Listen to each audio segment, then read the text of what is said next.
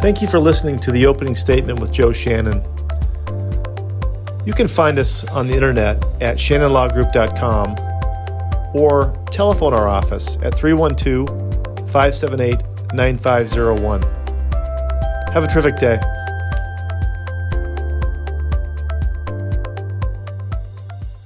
So, really excited today for the podcast. We have Ethan DeAbreu. Did I say that right? DeAbreu?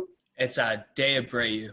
DeAbreu. Well, so we have a White Sox player, Jose Abreu, playing first base. So similar. Yeah, we had Bobby Abreu for the Yankees. That's right. Yeah, you're a Yankees fan? I'm really baseball agnostic. I'm more into MMA. Oh, cool. Yeah. So we're excited to have Ethan on the show. One of the young and up and coming guys in the podcast world. He's an author, and I wanted to talk to him about what he's feeling, where he comes from, and where he's going. So, welcome, Ethan. Well, thank you so much for having me. I'm excited to be here. So, tell Ethan. So, where are you from? Where'd you grow up? So where I'm from, I was actually born in Singapore, and I came over to the States when I was a baby. I was raised in Long Island, New York, for the most part. And as of last year, I just moved out here to New Jersey. I'm in New Brunswick with my wife, happily married, approaching my 1-year anniversary. But yeah, for the most part, I was on Long Island. I was in Suffolk County, so it's like the more rural area of New York. It's not quite the city life that a lot of people imagine when they hear New York. And it was a tough community where I grew up. I went to a high school with a pretty low graduation rate and an even lower college preparedness success rate. We had a 13% on the college readiness index. Wow. Yeah, so it was always – I was raised by a single mother growing up, so it was always constantly like beat the average, like, don't live the average. So even though my school had a 66% like graduation rate, I studied as hard as I could. I took all the AP classes that I could get my hands on, and by the time I graduated, I was in the top 15 people of my class of 750 students. And I went to college, Moly College, where I studied accounting, and I minored in Spanish. And I paid for my college education myself with my academic scholarship. And, that's the mindset I've carried with me my whole life. Just work hard and you'll get what you want. So how did your mom keep you motivated? Just watching her work. I didn't need anything from her specifically. I really just understood the situation I was in from a younger age. Like my parents divorced when we were pretty young, but my dad was abusive to all of us. Oh man. So yeah, it's just a reality, like I had to face that. And from dealing with those kind of hardships at a young age, it really forges you. Like it gives you a chance, like to build yourself up again or just stay broken. So my mindset was just build myself up again. My mom was constantly working, constantly trying different ways to take care of myself, my younger brother. And being at a young age, everyone tells you, since you're the oldest son, you're now the man of the house. You got to set the example. And like that's a huge responsibility for someone to take on. But I took it seriously because being a child, the only thing you could really understand for terms of success is what? It's do well in school, do what is expected, and do it to the best of your ability. And I understood at a young age that education was really the key to get not just myself and my family, like out of poverty we were living in and just changing my circumstances. So really just the limitless of an individual's imagination is what can really save you, like in those dark times. So, what was your first job? So my first job was working at McDonald's. Yeah. How old were you? I was 17, I think, 16, 17, senior, just graduated high school. But before that, I would do a lot of side hustle kind of projects. I used to work in a beverage warehouse. So my friend and I would just load up pallets filled with like, Monster Energy, Arizona drinks, but it wasn't like an on the books thing. And then beyond that, I used to, because I did well in school, I would tutor other people. And in senior year, I used to help people write their college essays. So I was always trying to find a creative way to make money and get the most benefit for my time. So the college essays one, that was really good. I wrote and helped write about 50 essays for college, and I charged every student $50 an essay. So it was really funny because some people were questioning my ability to empathize with their stories. Like, how are you going to tell my story? I'm like, easily, because I had a friend at the time who, hired me to write her essay, and her story that I wrote about was her coming to America from Bangladesh and for the first time seeing snow. And I'm like, if I could capture that experience in an essay, I think I can handle whatever you have. So That's pretty good. So you've been doing a lot of side hustles through your life, huh? Oh, for sure. It's just, I'm constantly curious. And if people want to pay me for the things that I'm curious about, I am happy to oblige. That's awesome. So you end up, you said you went to Lemoyne? Yes, I went to Molloy College. And is it Lemoyne? It's Molloy. Malloy. Okay, Malloy. Okay. Yeah. So is that right in New York City? Very close. It's in Rockville Center. It's in Nassau County. It's okay. like 30-minute train ride to the city. Okay. All right. And so you got out of there with an accounting degree? Yes, I did in 2017. That is awesome, man. So, I mean, accounting's hard. Yeah, it's just, I have a sharp mind. I like to think I have a strong analytical mindset. And I actually took accounting in high school and college accounting in high school. And I had a strong grasp of the fundamentals.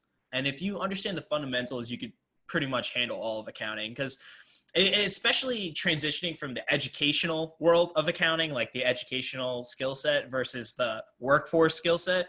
If you know accounting 101, you could basically get by in any accounting job, in my opinion. It's just a matter of learning a slightly adapted version of accounting 101. And so when you got out of college, what was your first day job?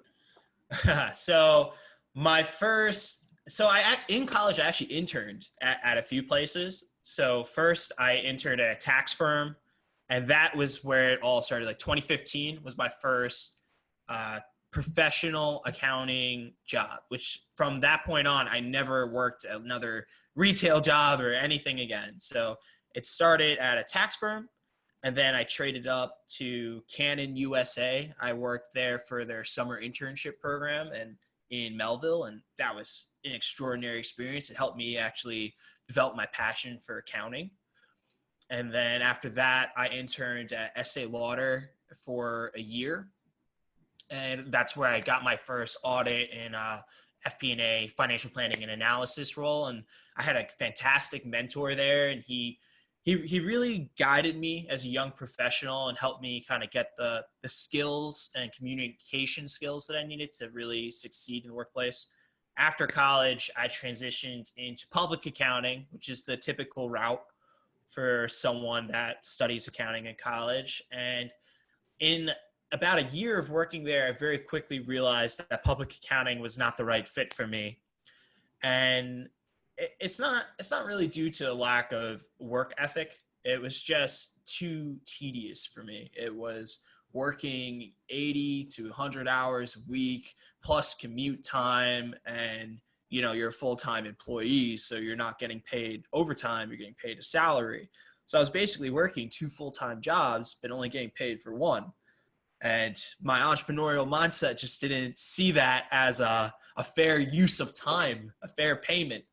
So I explored other options, and I ultimately transitioned to the private sector, where I'm much happier, and I'm working as a financial consultant and accounting consultant for different companies. So I'm a permanent employee of Robert Half, and they have two businesses. They recruit people to help them get placed at jobs in temp and full-time positions. And their other business is their consulting business. So rather than just filling short-term needs, they'll take their consultants to put onto different contracts to constantly work for Robert Half and just be in the reserve. So I'm a full-time employee there, but I'm working on different contracts, which is more exciting for me because I actually really like changing the environment and exposing myself to different systems and just learning new skills, because accounting is really a very broad skill set. And it really depends on where your focus is to see how far you can go in each one of those skill sets. So I like having exposure. That's cool. And then you have fun. You have time to write a book, The Ink of My Soul and the Fire in My Bones. Yes. Tell us a little bit about that. Happily. So I published that book in 2018. Funny enough, it's actually also the same date of my anniversary, my wedding anniversary, August 15th for both. So I've always had a passion for writing and public speaking, and I feel like I communicate very strongly in both of those forums, and I'm able to make a genuine connection with people through my words. And I started blogging, and it was first for the public accounting firm that I was working for. I was blogging for them, and my posts were going really, really well. I actually got published on the front page of Innovate Long Island. Just a pretty big magazine on the island, and that was really exciting for me. And I was like, well, if I could do this for a company, I could definitely do this for myself. And it's what I'm passionate about. So I started blogging on a platform called Medium. And I very quickly rose to be ranked as one of the top writers in my category. You get like a little badge on your profile. It's based off the engagement. Got published a few more times. And then friends and family just started encouraging me, and they were like, why don't you write a book? And it was such a Goliath task that I was like, how do I even start writing a book? Like, I have no idea. But that's what I came to realize. It just doesn't really matter where you start. It just matters that you start writing. You don't have to start at the beginning of the story. Just start wherever your mind takes you. So that's what I did. And I just started writing every day. And I would come home after work. I'd sip on there's a coffee brand called Death Wish coffee. And it's the most caffeinated coffee in the world. So I'd make myself a brew of that, sit down, and just start typing away. And the book, the premise of it, was in the beginning, I was saying that I was having a quarter life crisis. So, because I was 21, and I was like, is this it? Because I had graduated with my degree, and I just was not happy working in public accounting. And I was just like, is this it? And I would look at my seniors there, and they weren't happy either. And I had a coworker, a senior accountant, who is just 5 years older than me. He was going bald from stress. He's sending emails out at 1 o'clock in the morning. And, he saw that, like, emotionally, I wasn't connected to the role. And he told me, he's like, look, you got to stop doing these entrepreneurial things. It's like, you got to stop thinking like that. He's like, what you really got to do is you have to start kissing more ass around here. And that's how you get up. And I'm just like, wow, I see absolutely nothing to aspire to be here. Like, is that what I want to be? Like, do I want to be a senior accountant? So I was having a quarter life crisis and some people will laugh at me because I was only 21 when I started writing my book. And they're like, quarter life crisis, you're not even 25 yet. But I just went spiraling down this path, and I was like, yeah, I'm like, who says you have 100 years? Like how many people in your family live to 100, and like, what does 100 look like? And it's just like, to me, it's like, when I reach that point in my life, I want to look back and know that I didn't live too passively, and I wasn't afraid to pursue the things that really mattered to me. So that was what that book was about. I started kind of reflecting on all the different moments in my life, and the underlying progression of my book is just like from darkness to light. So you have to kind of face like the darkest parts of your life, just like being abused and stuff like that. And I faced those things in the beginning of the book in order for me to progress forward, because I have a philosophy of accountability for myself. And I always try to remain self-accountable for my thoughts, feelings, and actions. And, a lot of people tend to run away from feeling accountable for even like sadness. Like, you should feel accountable for your sadness, because nothing is permanent. Like, everything can change with targeted effort and time. So I framed things like that in my mind, and it's just, the sadness isn't permanent. It can change, like the existential crisis isn't permanent. It can change with targeted effort. And through reflection and introspection, I was able to kind of conquer those different parts of me. And then the book just progresses into like the things that we all dream about, to the love that we all wish we find in life, and the journey that we are all on in life. Like, my book is published as a memoir, but it's really more intended as a personal development book. And yeah, like, I'm young, so like, what do I know? But like, to me, it's like, even though I get that criticism at times, it really doesn't bother me, because it just shows that it's not the right audience for me to target. Because people that have actually read my book tend to be a little surprised with how I think and how they relate to my book, regardless of age. And it gives perspective for millennials from a millennial, about personal development, rather than, the traditional authors for the personal development space are much older than me. And it's like a different sort of connection that I'm able to make with the younger generation, because these are newer issues. Because as we progress into a more digital world, there are newer opportunities that are there. And a lot of people in my generation kind of struggle with that, coming to terms with the new opportunities that are there versus the traditional expected roles and expected paths to take. So it's a matter of taking what's expected versus what you imagine is possible for yourself. So tell me then, for you, do you, you as a 20 something, do you think the American dream's alive? I do not. I always believe through hard work and targeted effort, you can make progress. And like, in terms of the American dream, like, I have to believe in that for myself. Otherwise, there's nothing. There's no hope. And what's the point in living without hope? So is the American dream still there? Yes. Is it hard to get there? Yes. Like, does everyone have the same like starting point in life? No. And that really, really impacts your life. It's a matter of resilience, because just because, I beat the odds for my high school, I beat a 13% college readiness score, a 66% graduation rate. That means 87% of people didn't, and then at the same time, another third of them also didn't. And like I said, my graduating class from high school was about 750 kids. Those were just the kids who graduated. Like, a lot of kids failed.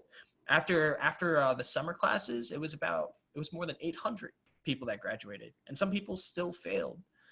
And, like, the American dream, it was there for me because I always envisioned it. And if you're not able to envision it for yourself, you won't get there, because we can always work a little more. We could always find a side hustle. Like, amazingly in our time, like, if you have a car, guess what? You can have a side hustle. You could deliver for Postmates. You could be an Uber. You could be a Lyft driver. Right there is a way to put an extra $300-400 in your pocket. And money, it changes your life. It opens doors. Like, from me growing up in poverty to having a high-paying, in my opinion, like high-paying job for someone my age, and it's just like, wow. It's like I've only recently gotten used to the feeling of having a balance in my bank account, and it's life-changing. So to me, I've definitely taken steps forward in my vision of the American dream, and I think other people can do it too, but you're not going to be able to do it if you're stuck cursing the world, and self-pity and making excuses for yourself. You have to take So accountability. it's more an attitude than, as far as your approach. You're basically telling me that for you, it's the way that you took that hardship that you had early on and how you approached it. How do you get that message out to the folks that the 70% or whatever you said that didn't get that memo in high school, maybe 5 years down the road, are they still stuck in their same situation? How do you get that message of, hey, hard work, attitude, you can do this? I just try to live by example and lead by example.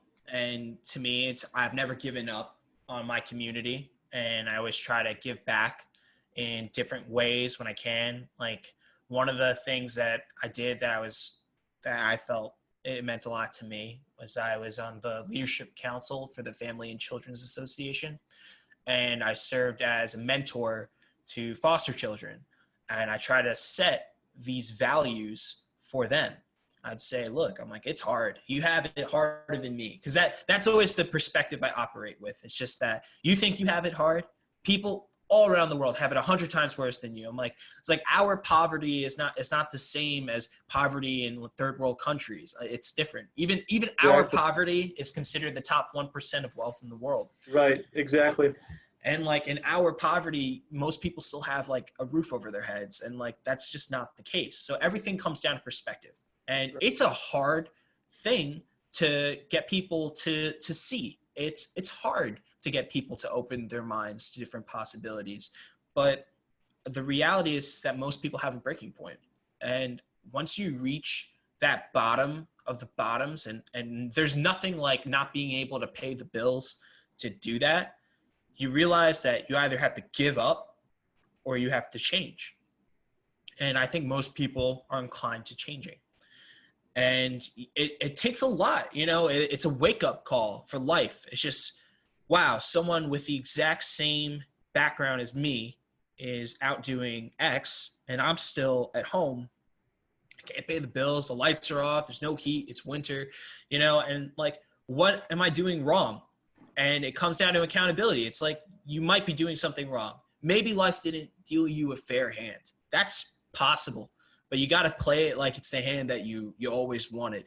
That's the beauty of poker. You can bluff, Right, you can just keep pushing forward.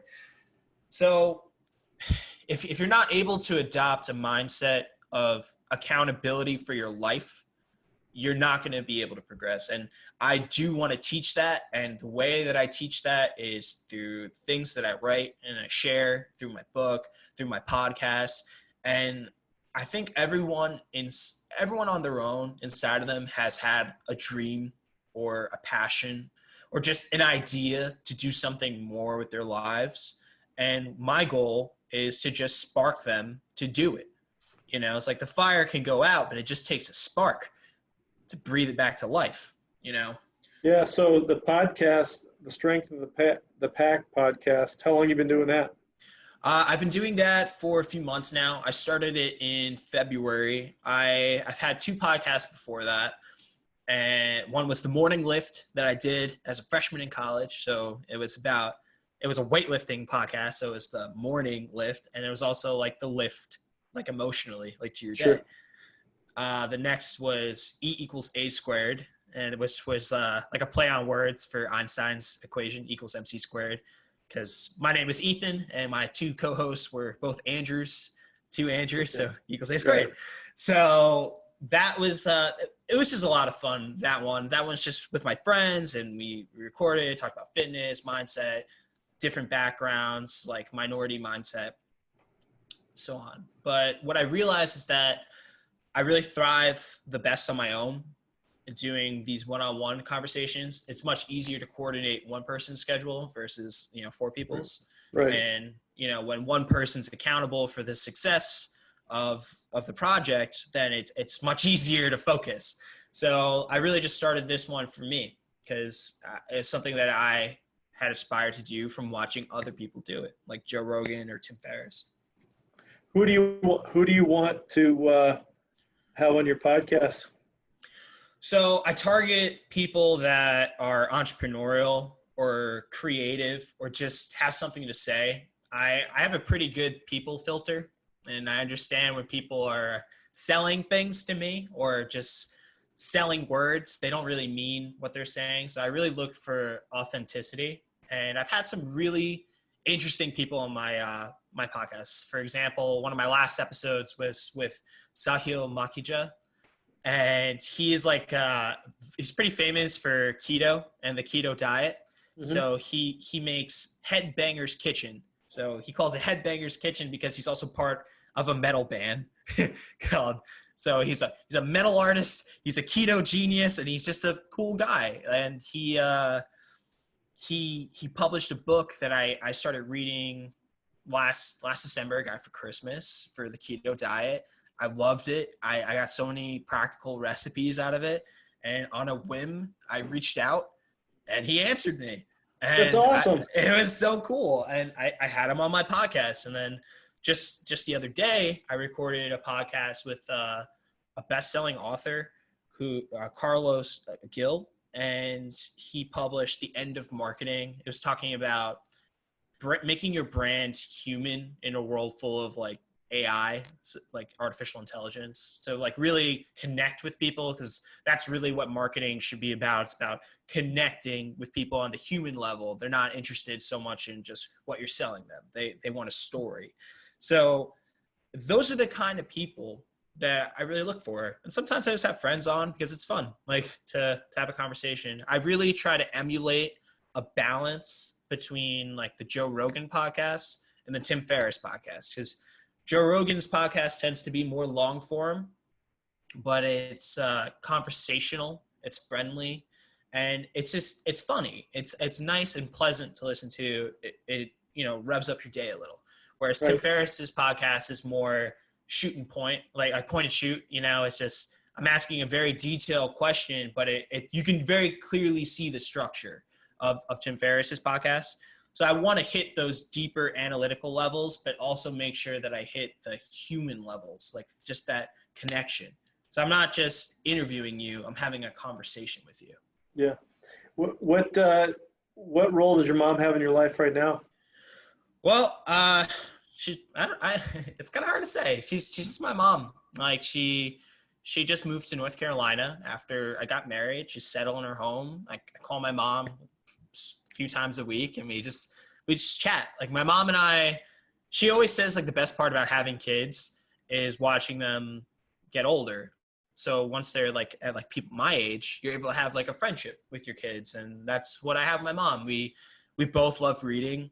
I love fiction and fantasy as well as the nonfiction books, but I'm a big fan of Brandon Sanderson and Robert Jordan, and I've read their epic fantasy series, and I recommended those series to my mom, and she's read all of them because she's an avid reader.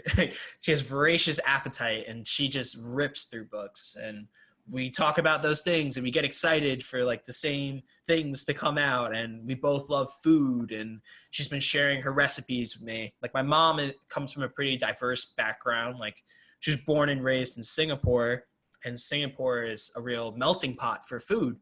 You have all these different cultures coming together. Right. And then my mom is considered Eurasian, so European Asian.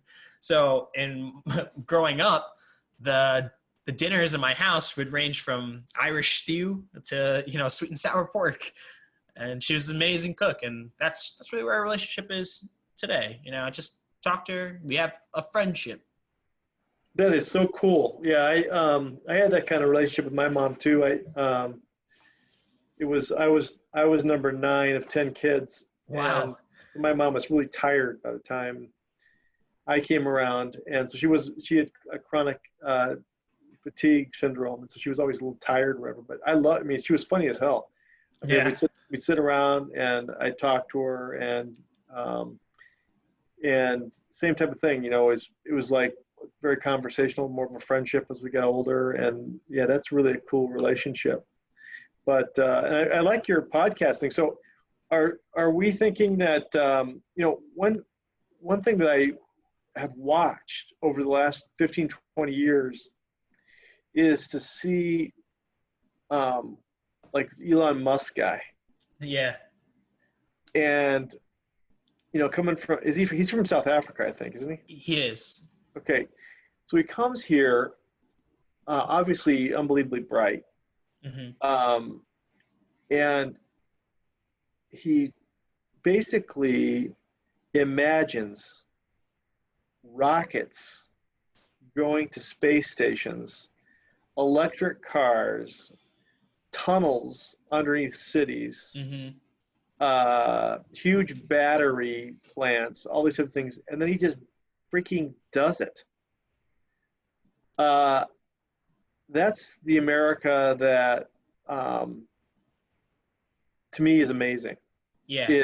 Is that that if you've got that idea, and then you've got the work ethic, and then you've got obviously it's a game, and that you've got to know what the rules of the game are. You have to be able to play the game. You said it was like poker kind of a little bit, but you definitely have to learn how to pull all the levers. Mm-hmm. But I see a guy like that coming into this country, or any other immigrant. I mean, Mm-hmm. you think of all these other immigrants that came to America and just crushed it in the last 200 years, and I'm thinking, yeah, for me, the American dream is alive, but there's got to be different ways that we approach it to give everybody a shot. Yes.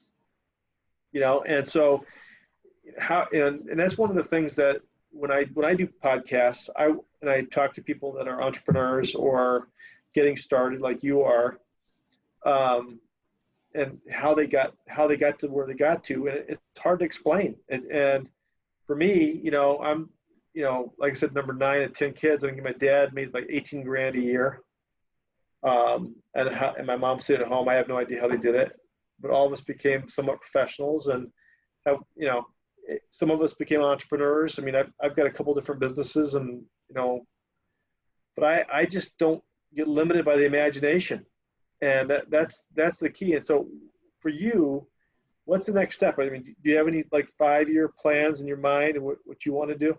Absolutely. To also add to what you said, like I think about Elon Musk a lot, and I think about Arnold Schwarzenegger for doing the exact same thing, and just that mindset, especially in immigrants, tends to be there. So like my father's from Guyana, and my mom is from Singapore. I'm technically first generation American in my family, and just the values that mentality drives is just education, education, education. And it's just get a good education, and you'll be able to change your fate. You're able to change your life. And that's true.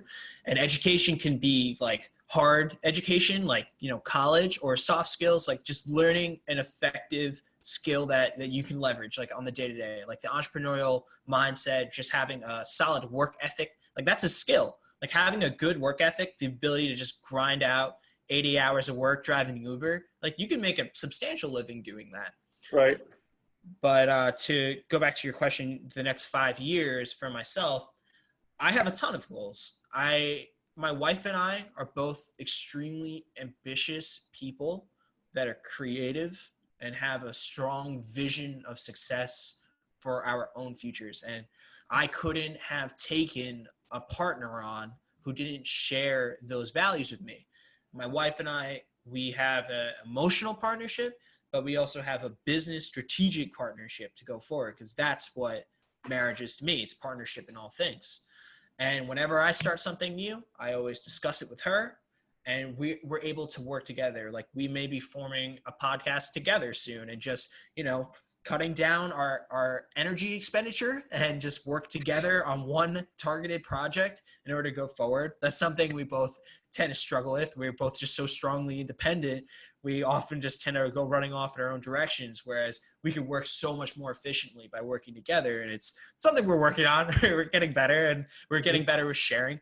So we're sharing those goals now, and we're building together. We have an Amazon business. We have an Amazon FBA business. So we source products, buy inventory, list products on Amazon. Currently waiting on things to open up a little so I can order my first inventory batch, but we've been doing our research for about a year and laying down the groundwork for the business. I'm an accountant, so I can do the bookkeeping, things of that nature. And she's a poet. She's a fantastic writer. She's a fantastic speaker. And we want to bring those elements together in order to create a more entrepreneurial lifestyle within the next few years, where we're able to transition out of the traditional 9 to 5 in order to give ourselves a little more flexibility. Like my wife, she works as a director of a tech company, and she's only a year older than me. And she has the ability to work fully remotely. She's at home doing her thing every day. I have partial remote availability, and the goal is to transition to full remote. And then beyond that, they have services like Upwork, which allows you to freelance. And we're just trying to find more ways to free up our time. We're interested in buying a house in Texas, actually, in the next year or two at latest, because we just want a different lifestyle. We don't want to be tied down to one area just because we happen to grow up here, Like, I feel like a lot of people just get stuck where they are because it's hard to imagine being somewhere else. So for us, Texas is just more suited to our lifestyle. It's just, there's a lot more. What part of Texas you thinking?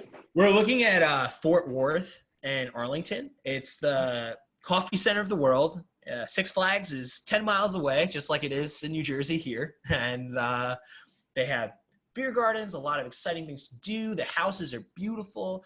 The cost of living is lower, but the standard of living seems higher. And, I'm a little sick of the snow. So driving in the snow is probably the worst thing about living on the East Coast up here in the North.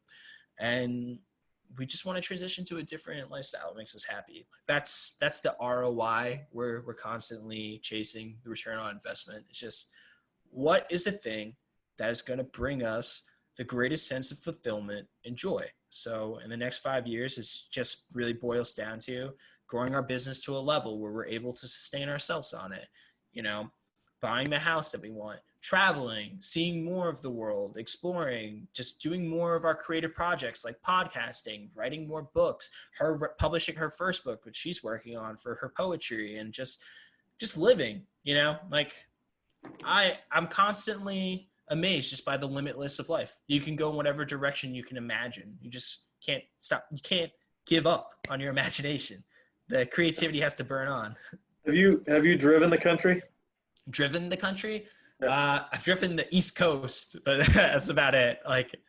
So my recommendation to you is, I drive, so we're in the Chicago area, and I many times I've gotten all the kids in the back, suburban, and we just drive west and go till we stop at the Pacific Coast. And the country is absolutely amazing. I mean, you would probably see a dozen places where you and your wife could live and just be. I mean, I love North Dakota. I love South Dakota. I love Montana. I like Idaho. I grew up in Washington State on the east side. That's an unbelievable place. Oregon coast is amazing. I mean, for your generation, I mean, a lot of people are going to work remotely anyway, so you can be wherever you want. Yes. You don't have to be in New York City. You could be doing your job from Pierre, South Dakota, and buying a house for $80,000 that you couldn't get for $1 million in Manhattan, or $2 million. So I mean, and then you wouldn't have neighbors. You'd have a ranch. You'd have a river going through it, and whatever it is. You know what I mean? And so you could have your own chickens, and whatever it is. It'd be kind of a cool thing, I mean, yeah, because I was like, whenever I drive through those type of places, I'm like, and the standard of living seems pretty good. Yeah. It's just a matter of whether or not you have the ability to, take that leap. 100%. It's just a matter of having flexibility in your life, which is exactly what we're working on. We want to create as much flexibility as possible so we can open up possibilities. And that's what Texas is. It's like, she can keep her job. She works fully remote right now. It's just a matter of me getting fully remote capabilities, and then we're really free to just go wherever we want.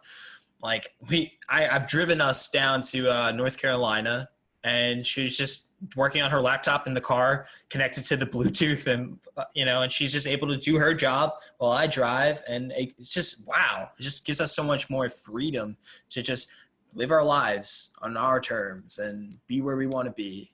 Wait till you have kids, Ethan, if you choose to do that. I mean, that to me, so my life pre-kids and then post-kids, it was like a billion times better post-kids, because I don't know, it's just my oldest is she's 26 now, and my youngest is 11, and the fulfillment you get out of that is, it's like your mom looking at you now and just seeing all the great things you're doing.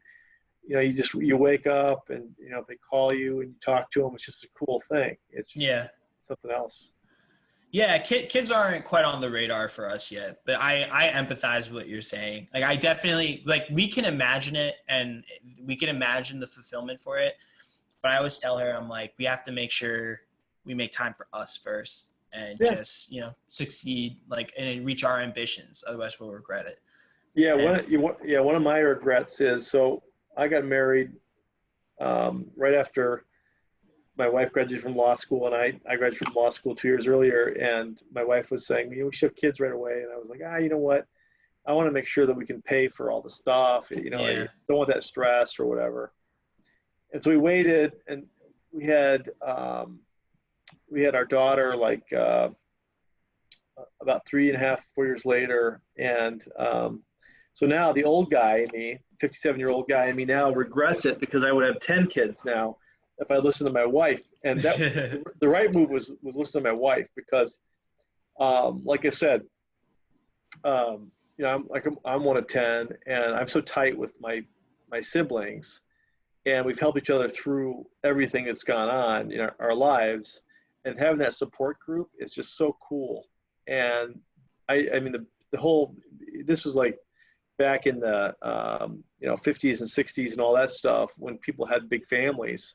And in my little place where I grew up, there was probably a dozen families that had more than 8 kids, so it wasn't abnormal. But now, I mean, it's like crazy if you have more than 2 or 3, and et cetera.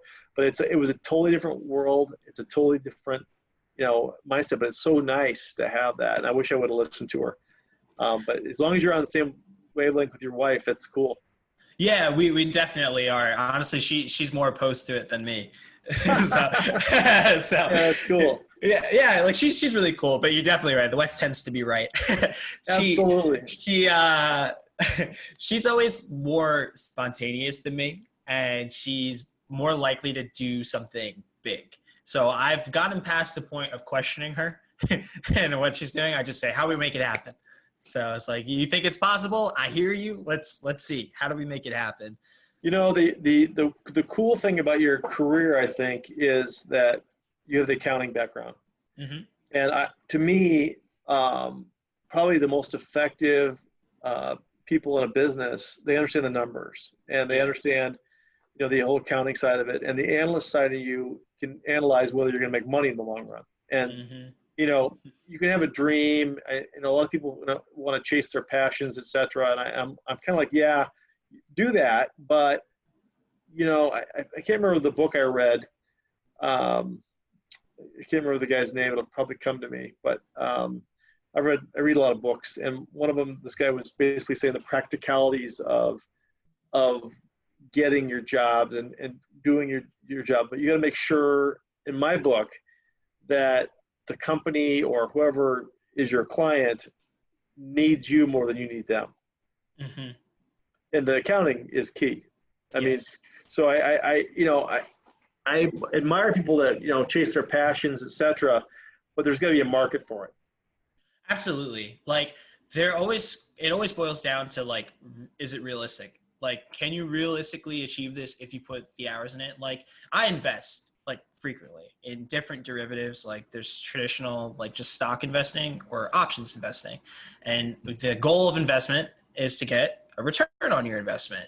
So it takes a lot of time to analyze different companies and then make a commitment to one. And it should be treated the same with your passions. Like you shouldn't just willy-nilly say like, like I want to be a model, or, I want to do photography, and like you need a plan. Like, and if it's not reasonable and you can't achieve it, then it's not going to work. And I think a lot of people make mistakes in that area of pursuing their passion as like a full-time thing, because they don't pursue it as a full-time thing. They just haphazardly approach whatever topic that they're interested in, and they think it's just going to magically work out. And they think it's also going to happen much faster than it would in reality actually happen. Like you're not going to turn it around in a month. Like you may not turn it around in 3 months. It may take a year, it may take 2 years, like to get to where you want to be. And people tend to run off of their motivation rather than their discipline. And motivation burns out. It burns out fast. It feels great to be motivated, but if you're disciplined, you're able to do the things that you need to do in order to achieve the thing that you want to achieve. And people haven't really worked on developing that skill. There's a level of like resiliency required to pursue an entrepreneurial path. There's failure and rejection, and things just go wrong, or things you don't expect. Yeah. And you have to be resilient enough to persevere through those things. Well, you see, so you're figuring out these lessons early because, when you did your side hustle with the drinks on the pallets, people were thirsty, and that's why you went and got the drinks. If you did Uber, people didn't ride, and that's why it's and so you have to figure out what the demand is, and or is out there that is different, and then that's how people are successful in businesses, is that, and you have to have that maniacal way of discipline, like you talked about. I mean, like Musk with this whole Tesla. I mean, when he told the people in California, come arrest me, I'm opening up my factory, I was cheering from the sidelines like nobody's business. I was like, dude, this, what? You're standing up for your company, the people that work there. You really want, you're basically saying, you're laying on the line. Listen, we need to make money. We need to, all these people have jobs. They need to provide for their families. People want our cars. We want to get this done. I have, and you know what, to me, that's the kind of passion I'm talking about. It's not, hey, listen, I've got this dream about making cars and, it'd be fun to do it, blah, blah, blah. No, this guy was all in on that. Now, do I agree with everything in this guy's portfolio? No, I don't. And that's not the way I kind of evaluate people is, everybody's imperfect. Everybody makes mistakes. Everybody's got character flaws. I've got a ton of them. Everybody's a hypocrite. I'm a hypocrite too. But you can take the good parts out of certain people and see what they do, and then, kind of modulate that. I mean, Henry Ford, he came up with an idea for the assembly line and figured it out. People have the original ideas, they don't make the money. If somebody comes in later and figures out a way to do it the right way. So then you have to figure out what idea is great out there that nobody's providing the simple solution for that I can do. And then run with it. I think that's kind of the magic of entrepreneurship in the 2020s is there's already those ideas out there, but who's delivering it the right way? I mean, some books that I've read that I think are pretty good are written by this guy named Ron Chernow. Have you ever heard of him before? I'm not familiar. So have you heard of the musical Hamilton? Yes. Okay, so he wrote this book called Hamilton, which the guy that wrote the play or the musical read Hamilton, and then he wrote the musical based upon reading the book. But it's about Alexander Hamilton, okay? And he wrote a book on, George Washington. He wrote a book on General Grant. He wrote a book on, one of the most interesting books he wrote was on Rockefeller. Okay. And so Rockefeller, John Rockefeller, I hadn't written any books about him. He was the richest guy. He was the Bill Gates of his time, Jeff Bezos of his time. Anyway, so he when he first applied for a job, he wrote 100 letters out, and nobody responded to him. Nobody gave him a job, and so he did it again. Same people, and it was in Cleveland, Ohio. And at the time that he was writing all those letters, the oil industry was basically whales, getting the oil from whales. Mm-hmm. Okay, for candles, and it was a candle industry, right? Mm-hmm. And so Rockefeller came up with the idea of refining oil. And the oil industry all started in Cleveland, Ohio, believe it or not. It didn't start in the Middle East or wherever you think it would, or Texas. It started in Cleveland, Ohio. And he made the decision not to do the exploring, but the refining. And so if you read the book about how he did it, when he first got the job offer, he accepted the job offer, and within 2 or 3 years, he owned the company because he was, the way he thought, and he was driven. And the first half of the book is called Titan. And the first half of the book is the interesting part about how he did it, how he, moved from being a guy that couldn't get a job to being the richest man in the world. The second half of the book is about how his family gave it away, which is uninteresting to me. But the way that this guy thought, and all these other leaders, this guy Chernow, I think is America's best biographer, because he puts all the bad stuff in there and the good stuff, and it's all based on firsthand stuff, like letters that they wrote or letters written to them. Now, all these people are imperfect beings. Rockefeller was a guy that had a lot of foibles, as did Hamilton, as did Washington, as did Grant. Grant was an alcoholic and burned out at 40 years old before he was asked to represent the Union in the Civil War. Mm-hmm. Married to somebody that was Confederate. So was Lincoln. The whole thing is American history, the whole tapestry of it all. People have to understand what it is, and that it's all imperfect human beings that have been into this country and where it's at right now. To understand the history, you got to read. And I'm hoping that people will read books. Are you reading any good books right now? I'm reading Tools of Titans by Tim Ferriss, and I'm also rereading. You've read that? Yeah, that one's really great. Like I love his podcast, and just having it broken down in written form just reminds me of the great moments and helps me re-explore things. And I'm also rereading a book by Brandon Sanderson called Way of Kings, because his 4th book is coming out in a few months. So I want to breeze through all of those. But for the personal development space, I'm a big fan of Jocko Willink. I've read Extreme Ownership, Discipline is Freedom, Dichotomy of Leadership. David Goggins' book, Can't Hurt Me.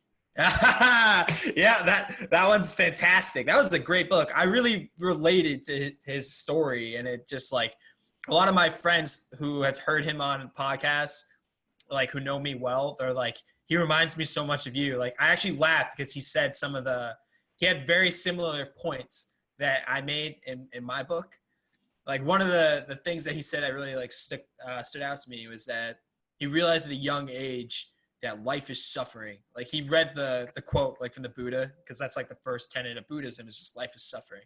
And he's like, I realized that and understood it and appreciated it like more than most people could. And like I've said the exact same thing in my book. It's just like the first time I read that, I understood it. And like people like David Goggins really inspire me, because he just had the fire to turn it all around. Like he came similar background as me, he was poor, he was abused, he was man of the house. And like worse than that, he had to deal with racism, like growing up, and that was a part of his life. And he was able to defeat all the odds. He was obese. He lost 100 pounds in, I think, 2 or 3 months in order to qualify for the Navy, became a Navy SEAL on his 3rd try, like running on broken legs. Like, wow.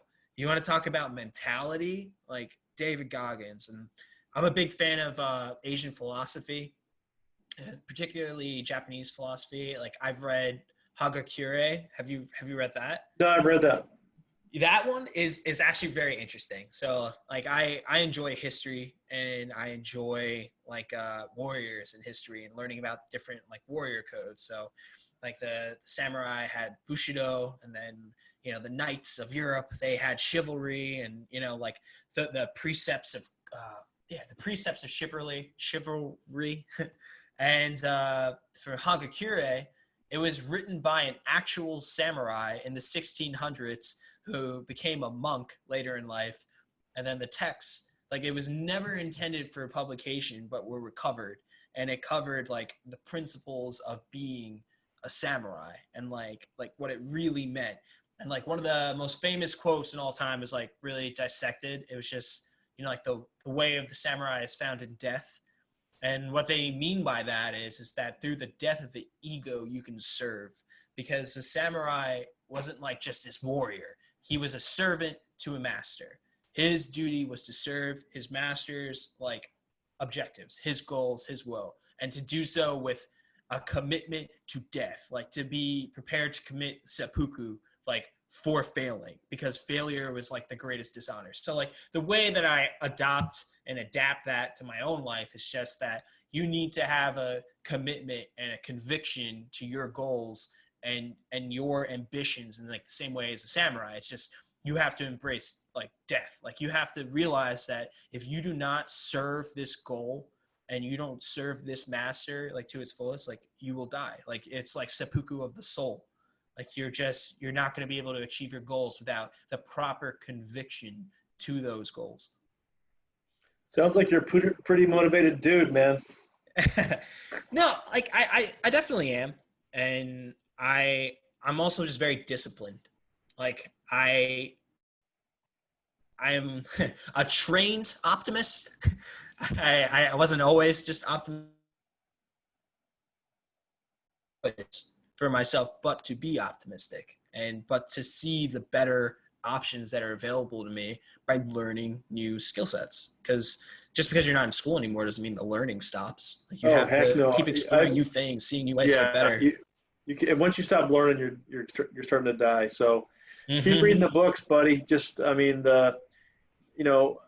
I asked everybody in the firm to read Can't Hurt Me by Goggins, and they all did, and they all were inspired by, for him, the thing I liked about him is that it's a daily thing. Yes. There's no resting on your laurels. Hey, listen, I made it to be a Navy SEAL. It's over. I can sit back and get fat. No, every single day this guy is grinding, and I follow him on social media for his runs and all that kind of stuff, and I listen to his minute things, and I'm like, this guy is. I mean, I want to be like David Goggins as far as mental toughness mindset, and I think most of the people that read the book. So we have giveaways at our firm in our newsletter for the book, and we're hopeful that everybody will get a little piece of that and run with it, Mm-hmm. Yeah, like these books are just wonderful, and to find like real value, like I'm so sick of like the saturated space of books of like the 20 rules of this and the 17 laws of that, and like I'm like, there's no depth. I'm like, you're not making a connection. Like to me, the book that inspired me to write and inspired me to pursue my wife as Finney was The Alchemist by Paulo Coelho. I haven't read that. You've read that? That's honestly. No, I haven't read that one. Oh, you haven't? Oh, that one's great. That one's one of my favorite books. It's a fable basically about like how a shepherd boy was faced with like the opportunity to listen to the world as it was speaking to him. So it's fiction. It uses a lot of metaphor, and he's a shepherd. He has his sheep, and he has a decent life in Spain, right? And he just wants to sell his sheep and marry the pretty girl in town, just call it a day. And he's presented with something that a person that enters his past. So it's like there's a person named King Melchizedek, and he's just like a force that exists like in the book. And he gives him these two stones, Rumin and Thumin. And it's just like to give you a yes or no answer. It's like a black and white stone, the real things. And it's like when you're not sure, refer to these stones to see where you should go. And he's like, there's a great treasure that awaits for you, and you must travel to go find it, right? So he just keeps facing all these different obstacles. He sells all of his sheep, and he leaves his town, he leaves his sheep, he leaves his flock in order to pursue his goals. And on the path of his goals, he's traveling to Egypt, and he encounters an alchemist. And the goal of alchemy is to transmutate, so changing from one substance to another, lead to gold. And then the other goal of alchemy is to create the elixir of life, immortality. So he's with the alchemist, and he's trying to absorb the knowledge from the alchemist and learn from him. And the book becomes about, how do I become the wind? And he's put in this scene where there's military forces that are capturing him, and the alchemist makes a wager with the military forces, and he's like, if he can become the wind, will you let him go? And they're like, sure, if he can become the wind, we'll let him go. And he doesn't know how to. And he's sitting there, and he's meditating, and he's thinking, and he reaches out to the sun, and he's talking to the sun, he's talking to the earth, he's talking to the universe, he's talking to the wind, and he's like, how do I become the wind? So the scene, I'm roughly quoting it, but he says the boy in that moment realized that he can reach into the soul of the world, and the soul of the world was the soul of God, and the soul of God was his own soul, and that he, a boy, could create miracles. And he became the wind in that moment. He was able to transmute himself into something that he imagined, which is just wow. That moment in the book was so powerful for me. And that's not even the end. I don't want to ruin the end for you, but that's the power of Paulo Coelho's writing. And it was just phenomenal. The book also goes into detail about finding your true love, and it's listening to the omens in life. It's sometimes life is speaking to you, and you have to realize and understand when life is speaking to you, because if you continue to ignore it, eventually the omens will be gone and life will no longer be speaking to you. And I had read that book around a similar time as I had read For Whom the Bell Tolls by Ernest Hemingway. Yep. I was actually in Spain while reading that book, and it's about the Spanish Civil War and Robert Jordan. And the thing about the end of that book is that Robert Jordan was just a man who didn't understand metaphor the entire time. He wasn't able to speak in abstract terms, and he wasn't able to understand things that just weren't right there in front of him. He didn't have that intuitive nature. And in the end, he has broken leg, he's on the bridge, he's with his love, Maria, and he's like, I can't go on. He's like, but I will be with you. And to me, I was like, that's the first time he ever spoke of metaphor in the entire book. So by him saying that, it's just wow, he understands. And then in his final moments, he felt the tree that was next to him. He felt the bark of the tree. He looked up at the landscape and the mountains of Spain, the country that he was willing to die for, to fight for liberty. And he just understood. And the book ends with him saying that for the first time, I felt fully integrated, with the world. So I try to combine the values that I've learned from that book and the values from The Alchemist and the values from Extreme Ownership by Jocko Willink and David Goggins' Can't Hurt Me. And I combine the metaphorical, metaphysical with just the reality of what is. It's just the discipline and the imagination, and bringing those two worlds together enables you to do things that other people don't think are possible. All right. That's Ethan the Alchemist. He's doing it, man. So, hey, Mr. Alchemist, talk to me in 5 years and tell me where you're at. Maybe you're out in Texas and you've got some sort of huge industry you're running, and I can see it happening, buddy. Thank you very much, and deal. I will do. All right, man. Go get them. Right, we'll talk to you soon. It's been a pleasure. Good luck to you. It's been a pleasure. Thank you. Me too. Bye-bye.